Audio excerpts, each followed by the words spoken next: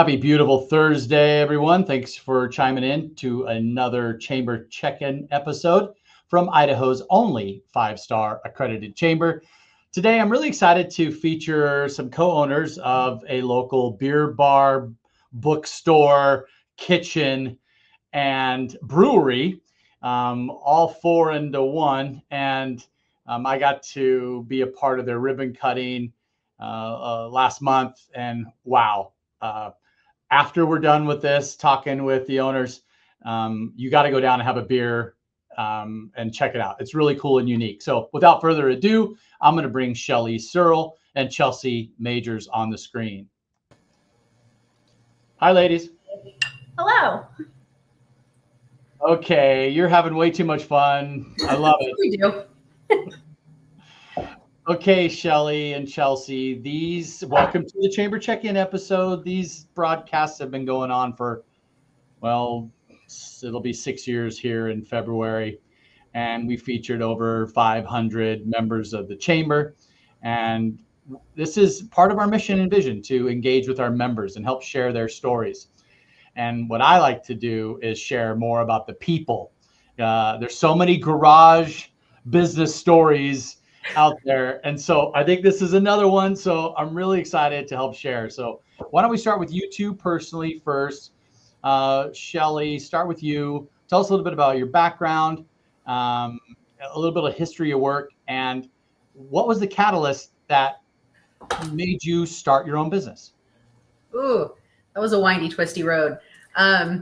So I grew up in the suburbs of Portland area, ended up working for the local city for my hometown, which was Beaverton, Oregon. Was there for about 5 years. And government does have a knack for making you want to be your own boss. So I'm thankful for that motivation early on in my career. And around that time, I met a boy. He is not available at the moment. He's actually raking leaves in the parking lot. That is our third business partner, Adam. He is our brewer. We decided to move to Boise together and just really got creative about what life are we trying to build? What do we want to do? How can we take a little bit more ownership of our own time? And that's where entrepreneurship did start looking more appealing. Did I miss anything? I'm so much better at your story than mine. How did we meet? Oh, well, I was going to learn about you and then figure out how we met. Ooh. So on the other side of the States, I was born in Texas. My mother was an English teacher. She taught English for about 20 years for 7th grade, which points for her and that discipline. We love our teachers and librarians. And I always had seen her passion for community. So I was kind of tracking my own path and looking forward to figuring out what that looked like. I actually had really not been around entrepreneurs growing up. For the most part, at least didn't think about it in that way. I had known teachers and people who work more traditional jobs. But always knew I loved books. My mom, started me reading at an early age. And yeah, so I knew that I wanted to do literature. I thought originally maybe some elementary ed. And then I realized really quickly that I am not the patient person. That's probably not my best strength. So instead, I shifted to looking at higher ed and ended up actually taking a corporate job, which moved me to a different part of Texas where I got to really see and hang out with a lot of really cool humans while working on my master's, but kind of still working in business. So I worked in tech and finance, which is not what you'd expect from an English major, but taught me a lot of skills. And being on the tech side of things, you kind of have to support all kinds of parts of the business. So I was working with people in compliance. I was working with sales. I was working with marketing. And I realized I loved being that problem solver across the business and seeing how do these things work? How do we make the process better? Because a lot of us are just, we're just working our day job and maybe going home and wanting to do something more interesting or creative. So I really wanted to help those humans while still doing creative on the side. And then met a boy, moved to Idaho. Met a boy. Trend in the story. And still worked corporate for a while, but then realized pretty quickly it was time to shift. Also, that boy is now her husband. I always like to know, did it work out? So it did. We like him. Yes. Okay, I love these background stories. And I know we got a lot of listeners right now who are plugged in, checking it out. So thanks for sharing. All right. For those that don't know, what are all the businesses?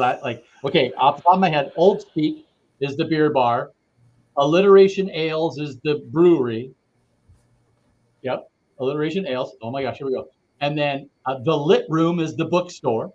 I got that. And then Osage Kitchen is the commercial style kitchen that you can rent out, right? Yeah, that's correct. Good job. Okay. And you can drink beer between all three of the all four of the venues here.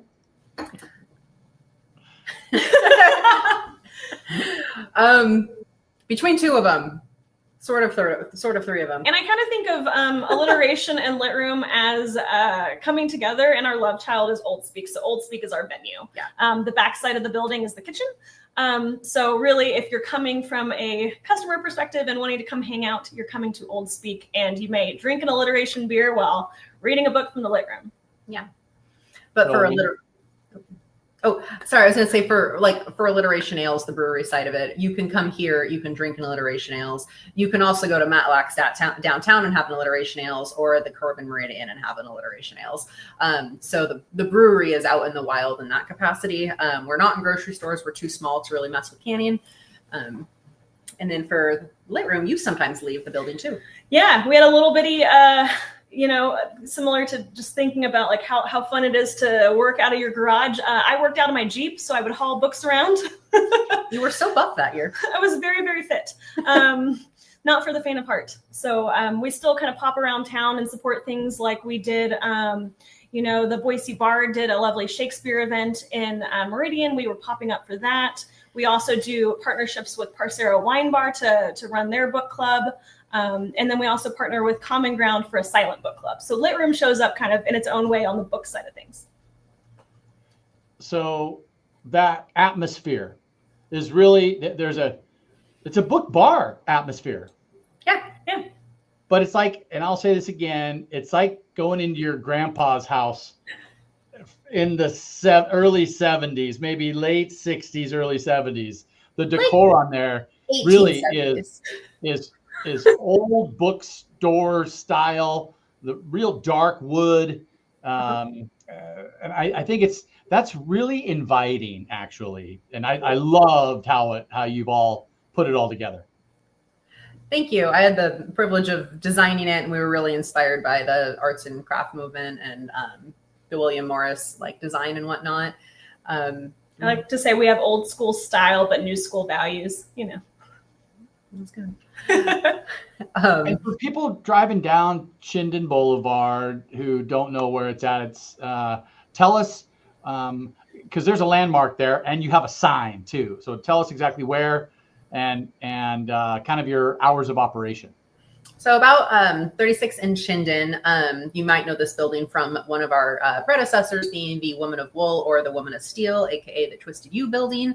If you don't know about that, our neighbors Proletariat have built up a lovely reputation, and their employees sometimes park in our lot. Not anymore, but we hang out. They're great. Yeah, we're across the street from Black Moon Pizza, so we have really good neighbors in this neighborhood, and not too far from the Greenbelt. So you can walk, ride a bike, or drive a car here. Yep. And we have a lot of bike parking. So super unique concept with the bookstore and the bar. And how did you come up with this concept? I think that was my fault. So Adam and I had opened Alliteration Ales in 2022, and we were wholesale only. So we're only selling. Indiana Jones's study is exactly what I was going for. Thank you, Ken. So we were selling kegs wholesale, but we didn't have our own tap room. We didn't have a place to invite people in. And that's really tricky as a brewery. You really want that tap room. You really want people to come and buy a pint. So Adam and I had been kind of on this journey and trying to figure out what that storefront for the brewery side would look like. Meanwhile, I had met Chelsea out in the wild at one of her book pop-ups, and she was slinging books, but realistically had the same problem of needing a more permanent bookstore. You did have your short-term one. Yeah. So, for me, I knew, especially if you are in the business game, book selling is hard. It's not a ton of money. The margins are very, very thin, and you don't sell books because you're looking to be making the big bucks. You sell books because you really believe in building community, bringing culture in, having interesting conversations. And so I knew I always wanted to have more than just a retail shop. I also knew that there were places elsewhere that had book bars. Like, it's not a new concept. It just didn't exist here in Idaho. So a big part of my kind of thought from day one was I really want a third space, a place where people can buy books, and books maybe help with the conversation and starting dialogue, but they're not the end all be all. We have drinks, we have events, we have a lot of fun. I didn't actually know anything about the beer industry or really the beverage industry at all. Met Shelly along the way, and it seemed like, you know, we each had skills and interests that the other maybe was interested in. And yeah. So I kind of realized one day, like, it quickly became like, oh, we should open our businesses like next door to each other and maybe have like a hole that people can go back and forth to. Like, yeah, sure. And then like, we were like, okay, maybe we just get one space and it's like, this is my half and this is your half. And then at one point I realized in my brain, I had really I like to say zipped the two businesses together. And I was like, yep, that's it. And I think I made a comment. I don't remember if it was to you or Adam one time. And I was like, oh, have I not told you guys we're merging businesses? You both were like, no.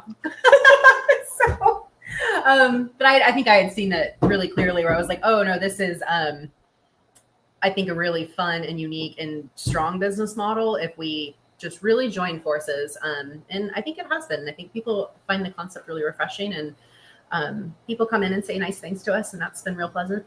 Yeah, and I would say that's where OldSpeak is kind of its own identity, right? Is really that venue. It is the public facing space, and it's kind of a combination of the things that we were each doing separately, but built better together.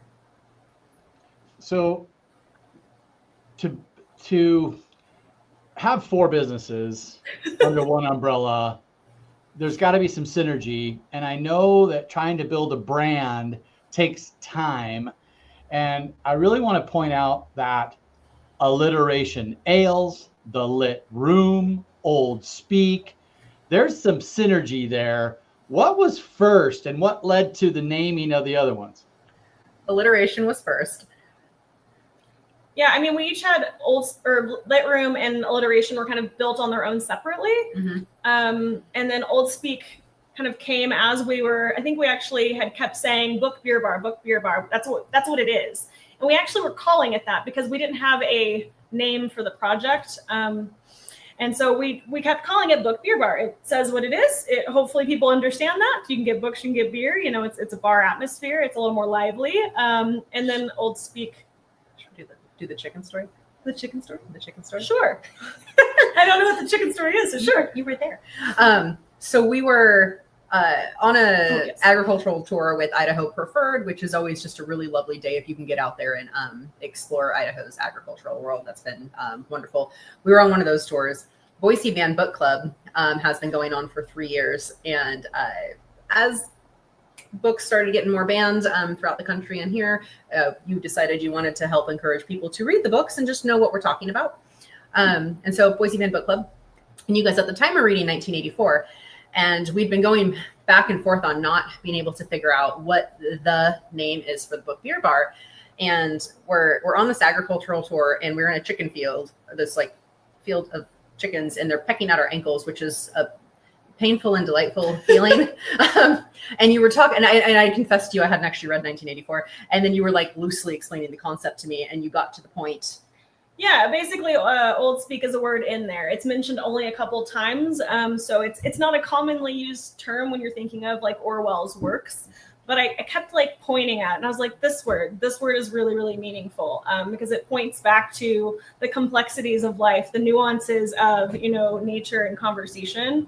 Also, it's got that speakeasy kind of vibe to it too. So we were like, no one quite knows what it is, but we're really here for it. And I loved it because it was simple. You could say it. You do not need to know the spell meaning. You can spell it, unlike alliteration or altercation or alienation or whatever we get called. Really fun at Beer Fest. At the end of it, people can't say things anymore. But OldSpeak, no, I love that. You can spell it, you can say it. And if you get the literary nod, it's like you're in on our inside joke, which now I guess all of you guys are too. And if you don't, then you don't need to know that. And so, and it's, I think, a good name either way. Sorry, long side rant. I love it. Well, you both hit a home run, and I love those happy accidents occur. Yeah. Like, who would have known you're on an ag tour with Idaho Preferred, and then that's when OldSpeak comes up. I love it. Just love it. Let me make sure we got to everything. Oh, events. Tell us a little bit, since this is the business community, how can businesses engage with you all? Are you hosting events for Christmas parties and holiday parties? Tell us a little bit about that. So right now, I think events are mainly falling into my court, but we're definitely collaborating across in terms of ownership and sharing ideas.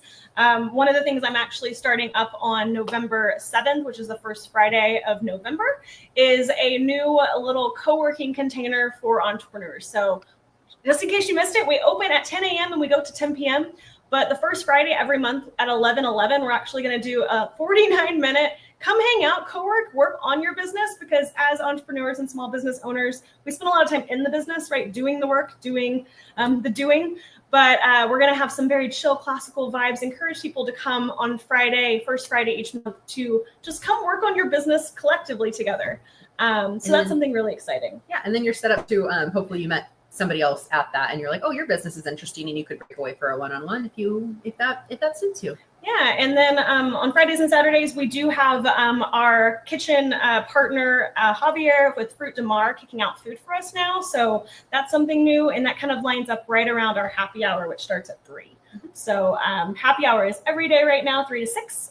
So those are just some fun things that we have that are kind of recurring and regular. We also have a couple holiday events, as well as a new collaboration with the city of Boise. Yeah.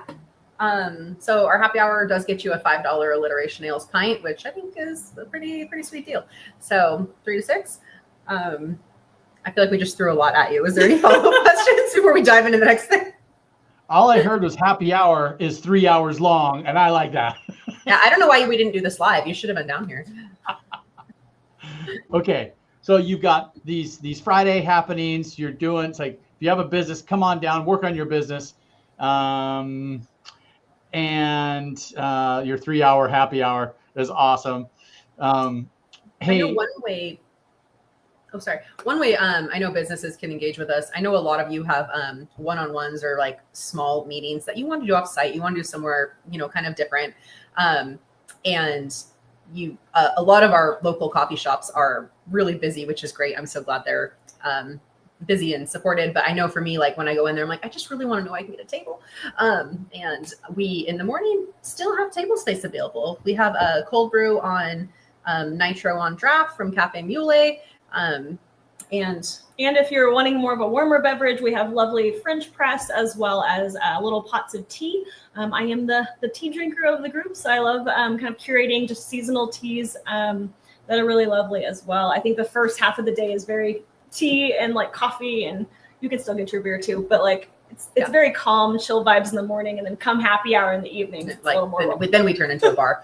But if you're looking for somewhere to like, oh, I want to have a meeting and I want to make sure like it's not crazy loud, or I can actually get a chair, right now we're actually a really good spot for that during the day. Awesome. Well, I encourage anyone who's listening to give them a shout. Get down to 36th and Shinden Boulevard. Check out OldSpeak. They have a big sign that says OldSpeak Bar right on the road. I think you're probably one of the only ones that has that right on Shinden Boulevard. So that's pretty cool. Is there anything else before I let you go that you'd like to educate the listeners on? Oh, we got a handful of events I'd love to tell you about. Let's do it. Go for it. Do it. Okay. We have an author reading coming up on November 11th. So 11/11. Yeah. I haven't looked into the author. Mr. Carlos Gomez. So he's coming in. He's going to be talking about his memoir and reading some poetry actually for us, as well as some new works.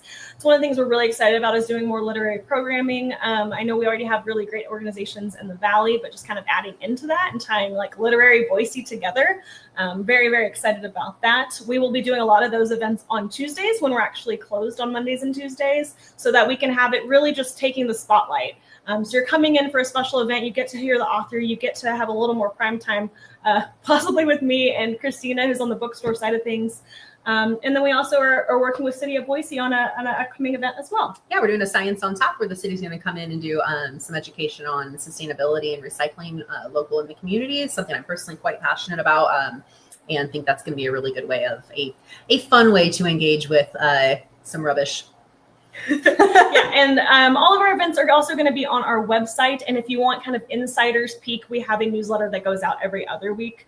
I'm actually going to sneak a little favorite thing that is coming out on December 16th. We will be having a birthday ball for Jane Austen, turning 250. You don't get that every day. And that will be a ticketed event. We'll learn how to do a little dance, as well as have some toasts and some fun activities. And if you are an English nerd or just want to come to a good time, I think her birthday ball is going to be a good time on the 16th. We can find all that information on oldspeakbar.com. Please take a moment to review their website.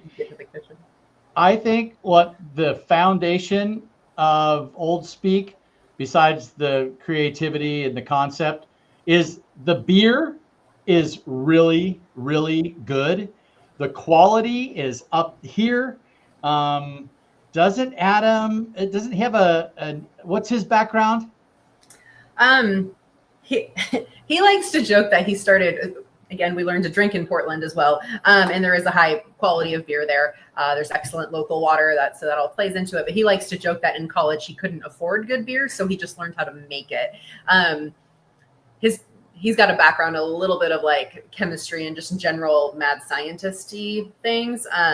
So that left him to be a decent home brewer. And then we had the opportunity to jump to a commercial scale. And I agree. I think he's making some dang good beers. So yeah, and we are doing more beer releases, as well as we'll be relaunching our membership program pretty soon. So stay tuned for that. Okay. You two have been amazing today. Thank you for your vibrancy. Thanks for your shoulder to the wheel mentality. We need more of that. Keep it up. Have a great weekend. Thank you, Chamber. Thank you. Yeah, thank you, Chamber. I really appreciate the warm welcome. We're new members, and it's been just nothing but open arms. So thank you, Paul. Thank you, Ken, for the very, very big warm welcome, and looking forward to meeting more of you guys out and about. It's been wonderful so far. So thank you for that. And celebrating Ken's birthday soon. So that'll be a good time. That just happened here. Okay, bye. Enjoy the weather.